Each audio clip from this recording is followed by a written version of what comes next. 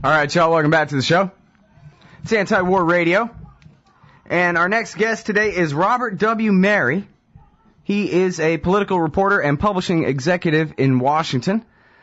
He covered Washington for the Wall Street Journal for 12 years and served as an executive at Congressional Quarterly, Inc. for more than 2 decades, including 12 years as CEO. He's written 4 books on American history, and he's the publisher of the National Interest, nationalinterest.org. He's got a piece up there from the second. We're running it on antiwar.com. It's called Unmasking the Democracy Promoters. Welcome to the show, Robert. How are you doing? I'm doing just fine, thank you. Well, good. I'm very happy to have you here. Appreciate you joining us today. And if it's okay, I'd like to actually start with the website itself and what it stands for. I read articles here from time to time. I admire some of the names in the right-hand margin here of your bloggers. And I wonder, you mentioned a little bit of Pat Buchanan in context of this article today, and I was wondering how exactly you would define, if you had to, maybe you don't have to, the point of view of the site. Is this a paleoconservative type of an institution, or maybe just the neocons and the democracy promoters make Ike Eisenhower realists look like a paleocon at this point, or where do you fall in that spectrum, if you could? Well, let me say, first of all, we probably don't identify ourselves with regard to the general political spectrum in terms of liberal or conservative. We're a foreign policy journal, and we concentrate primarily on foreign policy, although I write particularly a little bit beyond foreign policy and get into domestic issues as well. In terms of our foreign policy outlook, we are very strong in what we call foreign policy realism. And by realism, we mean that we believe that our foreign policy, our international relations, should be based on the fundamental real-world realities that exist out there.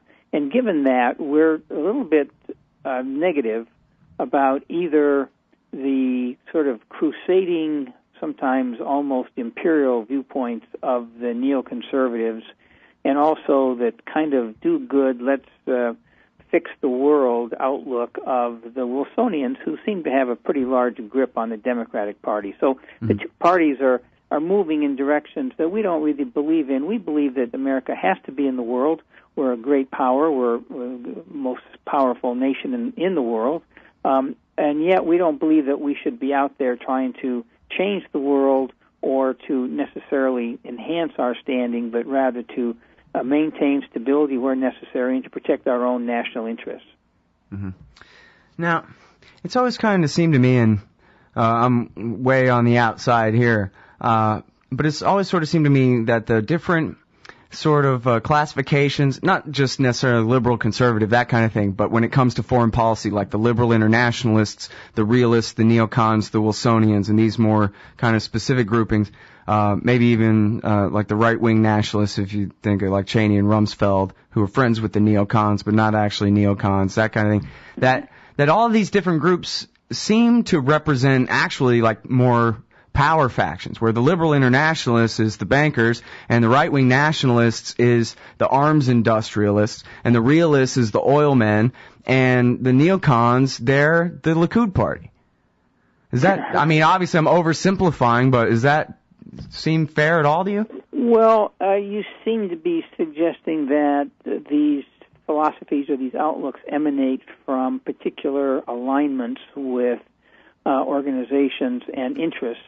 And I tend to look at it more from a philosophical standpoint. So I wrote a book that came out in 2005, which was inspired by my opposition to the Iraq War, and it was called Sands of Empire. And in Sands of Empire, I identify 5 fundamental foreign policy outlooks. One is what I call will-to-power imperialism. It doesn't really exist anymore, although there are elements among neocons who sort of favor that, although it is not really clear that that is something that America can really pursue in these times, old-style colonial imperialism. Then there is what you might call liberal, well, let's say the conservative isolationism. Conservative isolationism dominated American politics in the 30s, and it was that we should pretty much pull into ourselves because the conservative isolationists believed that that America was a pristine experiment in democracy, and the world was a kind of evil, nasty place. And if America went out into the world, it was going to get corrupted by the nasty, evil world. Then there is liberal isolationism. That emerged after the Vietnam War and during the Vietnam War. And that was almost the opposite in terms of its sensibility from conservative isolationism. The liberal isolationists believed that the world was pristine and America was evil. And you had to keep America out of the world because otherwise America was going to muck up the pristine world. And then there are the two brands of interventionism. There's liberal interventionism, which is essentially Wilsonian, the idea that we need to be in the world in order to fix the world, to sort of salve the hurts and wounds of humanity, if you will, and conservative interventionism, which I identified as the policies that post-imperial policies that emerged with Franklin Roosevelt, with the Cold War, and it was that America needs to be in the world because we have to do whatever we can to maintain stability in key strategic locations. We have to protect our own interests, which are substantial, and up until recently, and maybe even today, this might be debatable, but we saw ourselves as the military custodian of Western civilization, meaning Europe, when Europe was beleaguered by the threat of Soviet Bolshevism. And so those are, in my view, the five fundamental foreign policy outlooks, and they've been competing with one another in various degrees of intensity in different times in our history. Mm. All right, now one more question along these lines. Do you think that the libertarian non-interventionism of Ron Paul is beginning to take a place at this table of discussion at all? I think that yes. Because it's not quite, Buchananite paleo-conservative isolationism, because it's all very much for open trade and that kind of thing. Yes, Buchanan has tended to, and not when I was covering him when he was working in the White House during the Reagan years, he was very much a free trader, but he's not that anymore. He's got a consistent and coherent viewpoint that is very close to isolationism and very close to protectionism. Mm-hmm. I don't know that voters generally are drawing a distinction between the views of Pat Buchanan, for example, and the views of Ron Paul. I do believe that Ron Paul has a kind of a cult political following, and more power to him for that. And I think it's probably based more on his domestic views than his foreign policy views. But there's no question that in the wake of Iraq, which is a failure, in the wake of Afghanistan, which is a mess, and in the looming prospect of another war in the Middle East with Iran, that a lot of people are looking to a Ron Paul, not a majority certainly, but enough for him to be on the radar screen, which he has been this year, enough to say, wait a minute, let's look at some alternative thinking here, and Ron Paul presents some alternative thinking. Yeah. Well, it seems like he got enough people cheering for him that even Newt Gingrich and Rick Santorum said negative things about staying in Afghanistan, sort of along the lines of, well, those good-for-nothing, ungrateful Afghans, we should stop helping them so much if they don't like it, but I'd take it. Well, 65% of the voters in polls suggest that they think we should get out of Afghanistan as soon as possible, and I'm sure that's having a significant impact on the consciousness of politicians like Newt Gingrich. Yep. All right, well, I'm Scott Horton. This is Anti-War Radio, and we're talking with Robert W. Merry, the publisher of The National Interest. And his latest piece is Unmasking the Democracy Promoters. And we're about to head out to this break, but when we get back from it, we're going to focus on this particular ideology of American foreign policy. The Hillary Clintons among us, what they think and what they do, and maybe how we can stop them. More with Robert W. Merry from the National Interest. That's nationalinterest.org right after this. All right, y'all, welcome back to the show. It's Anti-War Radio. Scott Horton, I'm talking with Robert W. Merry. He's the editor of the National Interest. Sorry about that. I said publisher a couple of times because, I don't know, transpose those words where they didn't belong. But check out these books here. A Country of Vast Designs, James K. Polk, The Mexican War and the Conquest of the American Continent. That sounds like something that I feel like reading. Where They Stand, The American Presidents in the Eyes of Voters and Historians. Taking on the World, Joseph and Stuart Alsop, Guardians of the American Century, and the previously mentioned Sands of Empire, Missionary Zeal, American Foreign Policy, and the Hazards of Global Ambition. And we're talking about the ideologies of American empire, basically. And the latest piece here at the National Interest is called Unmasking the Democracy Promoters, and it begins with a story about the National Democratic Institute ceasing to operate in the United Arab Emirates, shut down by the government, and the outrage that resulted in D.C. So, first of all, Robert, could you please tell us a little bit about the NDI and exactly what happened here and what's the big hoorah-rah? Well, the National Democratic Institute is a nonprofit U.S. organization whose mission is to promote democracy around the world, and there are other such organizations. Freedom House is another one. The International Republican Institute is a third, and these institutions all receive significant amounts, I don't have the exact numbers here, but significant amounts of federal money in order to go into the world and spread democracy. Well, that sounds like a certainly reasonable, maybe even a hallowed mission to, we all believe in democracy, and yet they find themselves so often in countries where the governments don't really feel that they need a lot of instruction from Americans operating on the basis of U.S. government funds to tell them how to run their countries. And I think we're seeing a significant amount of pushback. We saw it in Russia. We've seen it in Egypt, certainly. We've seen it in China and now the United Arab Emirates. And it's interesting to note that the National Democratic Institute, NDI, was not really attempting to make any democratic inroads in the United Arab Emirates. They were using that as kind of a staging area for other areas, other countries in the Middle East, particularly Saudi Arabia.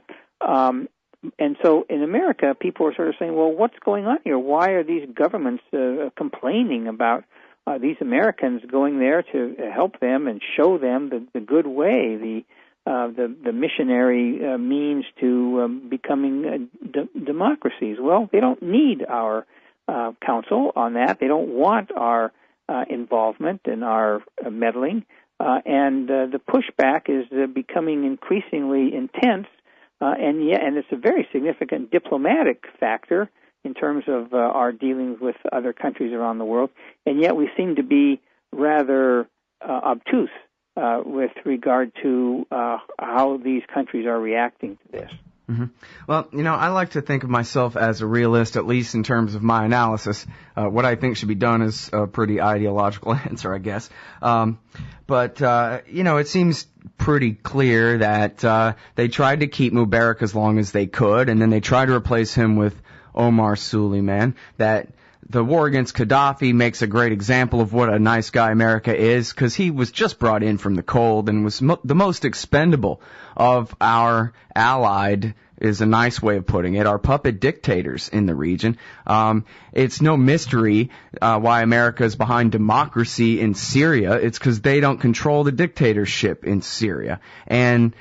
But here's where we get to, maybe you're onto something here about this ideology if you're telling me that they're pushing democracy in Saudi Arabia. And I do have to take note that although it does not appear to me that it was any kind of covert op that did the revolution in Egypt at all, it seemed a natural thing. A lot of these groups had been to, State Department sponsored conferences for democracy and networking and these kinds of things.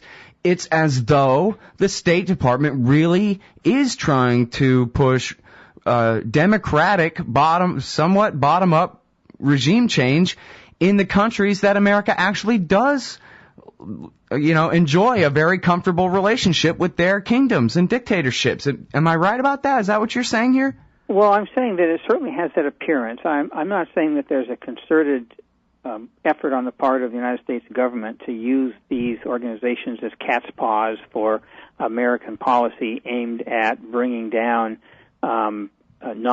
non-democratic governments, but nevertheless, it certainly has that appearance because they're paying for these organizations. The organizations are very zealously going into these countries, Egypt and United Arab Emirates, apparently Saudi Arabia as a result, and Russia certainly, and China, and certainly all of those color-coded revolutions in Ukraine and Georgia and places like that. Some of which actually did lead to overthrows of government. So it does have that appearance, and I don't think it's a very smart appearance for the United States to allow. Mm-hmm. Well, I wonder about Jordan. You got any word about whether they're pushing for regime change in Jordan?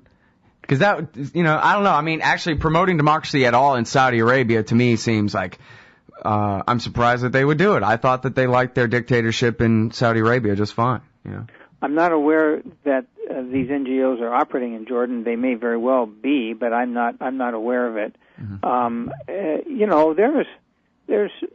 There's some pushback, and there's some percolation of anti-regime sentiment in Saudi Arabia, but by and large, the Saudi government has managed through huge amounts of oil money to essentially buy peace with its population, and so that is a part and parcel of Saudi Arabia's stability. These NGOs would upend that if they had a chance, and that's not necessarily in the interest of Saudi Arabia, but it's not necessarily in the interest of the United States either. Mm-hmm. Well, now, you brought up Russia and China twice there, and I guess I have a way of setting it up, but maybe I don't want to set up the question. Just let you explain whatever you think is most important for the audience to understand about America's NGO efforts, artful CIA, pro-democracy efforts in these two countries and the backlash, because this is something we don't know nearly enough about. Well, let me talk about Russia a little bit. The NGO mentality is that every country in the world should have a pure democratic system, a Jeffersonian kind of a system, and that doesn't necessarily take into account sufficiently the cultural, historical, psychological aspects of various countries. If you take Russia, for example, Russia has always had a system that is based on a significant amount of statism or a significant amount of power lodged in the state. That was the way it was with the Tsars. Certainly was what it was in that totalitarian nightmare that they had under the Soviet Union and Russian Bolshevism. And when Russia was attempting to move beyond that in the 90s under Boris Yeltsin, there was a move towards democracy that really turned out to be very, very disastrous for Russia and the Russian people, and it was a mess. And the oligarchs were basically taking over the country. They were grabbing huge amounts of money and institutions and corporations. And Putin comes in and sees this, and the Russian people are very much opposed to it. And he says, I'm going to end this. And he does. And he does it with a bit of an iron hand, but there are the vestiges of a democratic or open system, which he has closed over the years to some significant extent. And the Russian people are beginning to chafe under his leadership. But he gave them what they wanted in certainly the first decade of his influence there. These NGO people can't understand any of this because they don't think in terms of historical antecedents, historical cultural factors that guide and shape the sensibilities of people in these various countries. They only think in terms of the good and the evil, the good being full democracy, Jeffersonian in style, and the bad being anything that doesn't quite get there. And that's an unfortunate thing. Now, Putin's got his hands full, and he's got a problem with his electorate now. Not as serious a problem as many of these NGO people would want us to believe, but nevertheless, he's harmed himself with a lot of corruption and some other aspects of his rule, which has become more and more statist and authoritarian. And he's got to deal with that. He's going to deal with that, or he's going to pay a price. And I think one could say he already has. I'm, as an American, perfectly comfortable letting Russia and the Russians work this out without government-sponsored NGOs, which seems like a contradiction in terms, but government-sponsored, non-governmental organizations going in there and trying to tell them how to run their country. I just don't think Americans should be doing that. And if they are doing that, they shouldn't be getting federal money for it. Well, it almost seems like they're actually friends with Putin, and they're just trying to help him shore up his power by tainting all of his opposition with the idea that they're the sock puppets of the Americans. The same thing happens in Iran all the time. America announces, we're doing everything we can to help the dissidents there. And then the president or the Ayatollah come on TV in Iran or the radio or whatever, and they say, look, all of these demonstrators are working for the CIA. And it's believable because we announce that they are, even if they're really not. Or, we're trying to help them as much as we can. It makes them all look like traitors. I think that's a factor in terms of the feelings and attitudes and suspicions of the people in Russia as well as in Iraq and elsewhere. Yeah. I mean, you say in your article, you bring up, how would we feel if somebody was doing this in our country? Well, just look back to the furor in the mid-1990s about the Chinese money in the Democratic election campaign, which Bill Clinton was, landslide, won that thing anyway, was going to anyway. It's not like it made the difference, but the taint of money from a foreign country was a huge scandal. It was, and the reason was because we didn't want outsiders from outside of the United States coming in and attempting to influence our elections, and yet we somehow think that it's the most natural thing in the world for Americans to do that very thing in other places. All right, well, we're all out of time, actually overtime, but I want to thank you very much for yours on the show today, Robert.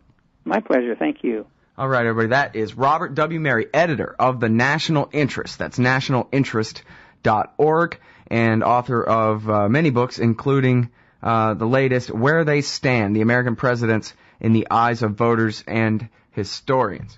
And again, his latest article at The National Interest is called Unmasking the Democracy Promoters, from April 2nd. Thanks for listening. See you all tomorrow.